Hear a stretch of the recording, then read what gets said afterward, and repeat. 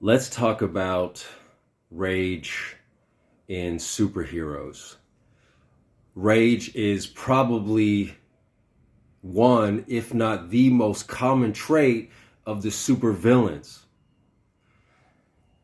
And their rage comes from the same place that the hero's rage comes from, which is trauma.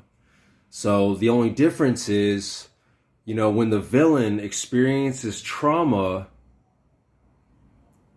because one of the reactions many people will have to trauma is that they will develop this great rage inside them. And in a sense, it is a righteous rage. It is a divine rage. It is a rage against being violated, having your soul, having your sacred self be violated in some way, taken advantage of. You've been violated. You're a sacred being. So there's a few different reactions people are going to have. Some people, they become broken in a different way and become very depressed. They may also have rage. We tend to experience all the emotions just depending on your personality. What emotions do you experience more? So rage is something you don't see so much in superheroes, but there are a few, such as the most obvious one is the Hulk. The Hulk represents somebody that has a great deal of rage. And I'm not just talking about anger, I'm talking about rage. True, just uncontrollable rage, even if, like say, this person is able,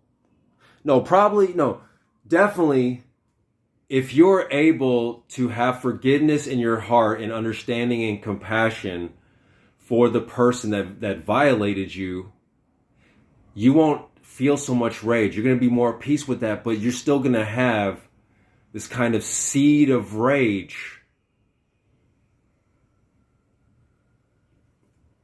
because that's part of having a soul.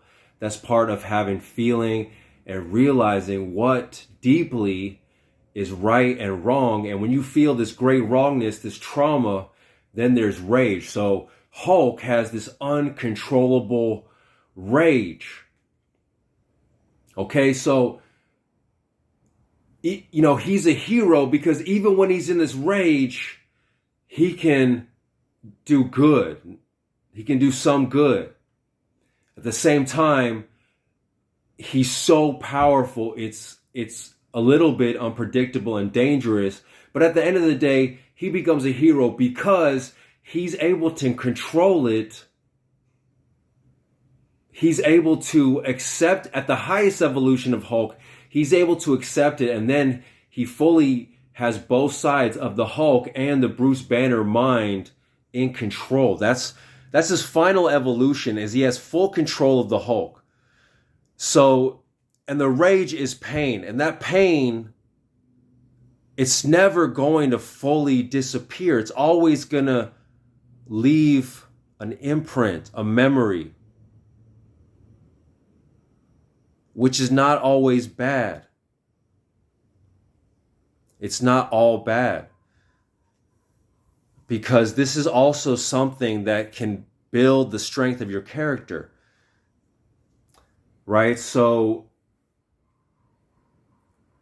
essentially, I know like Bruce Banner was created by this nuclear blast.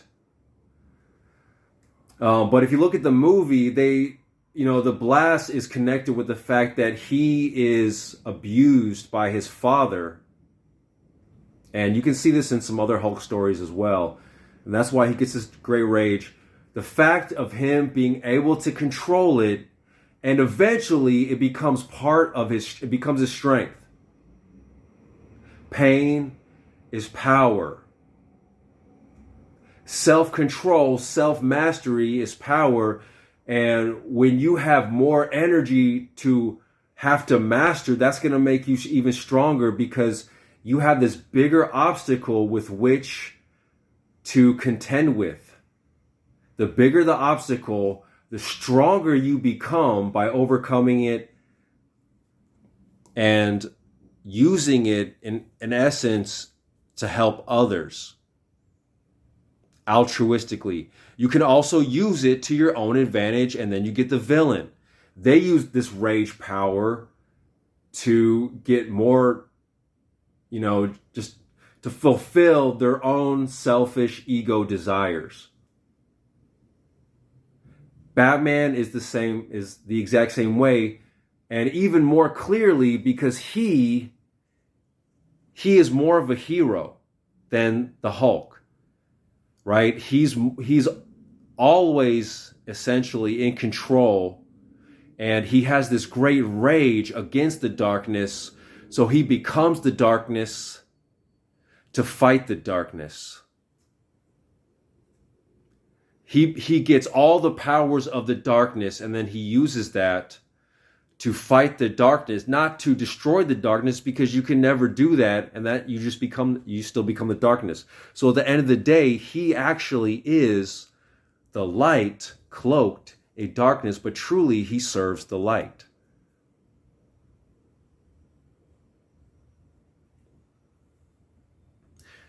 And the bat represents the fear which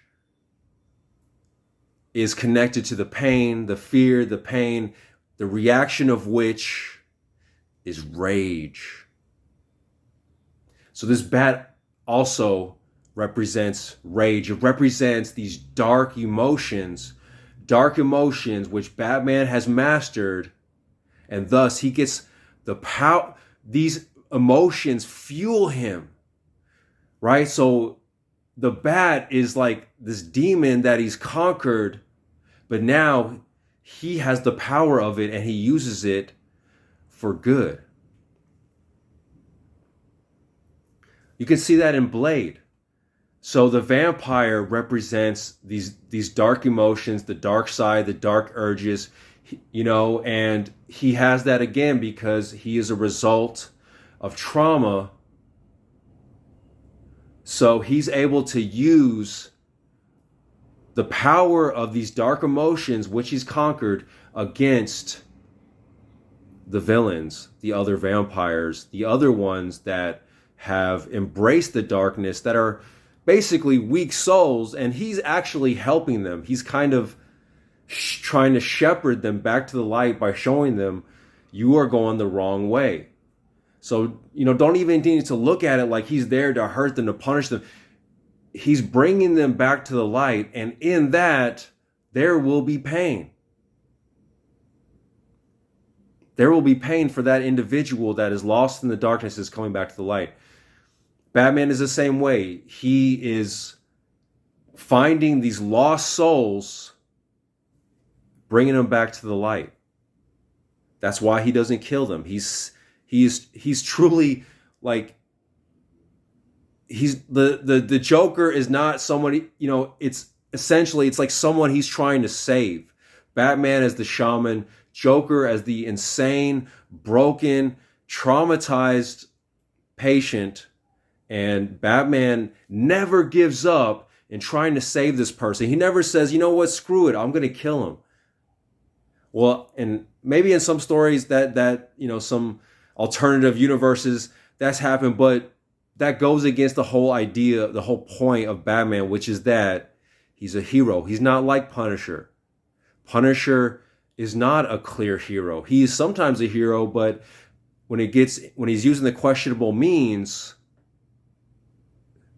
which represents him giving in to that darkness of his own trauma.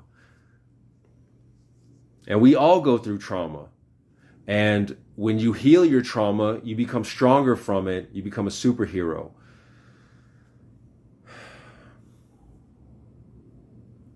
When you don't heal from the trauma, you still get the power from it, but it's become a chaotic power. You become an agent of chaos.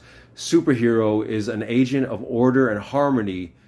The villain is an agent of chaos and meaningless, spreading their own unhealed self out into the collective. And then the superhero only exists because the villain is there first. If there was no villain, you don't need a superhero. So basically, there is an illness, a human illness, a villain who is spreading darkness, chaos, and meaningless. And then there is the superhero who is kind of chosen by the universe because he just happens to have all the requirements, the abilities, just that right person, right place, right time to handle this illness.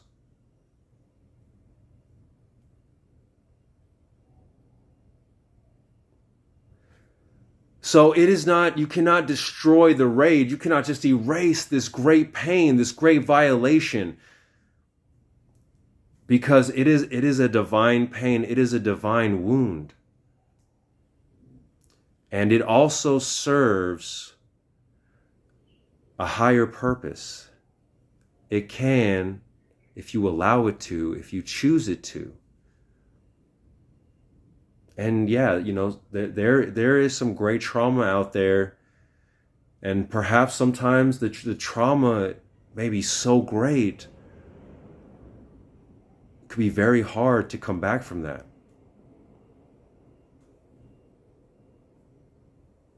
But if you're able to do so, you may become a superhero, do great deeds, uplift humanity. And that has got to be the greatest joy there is.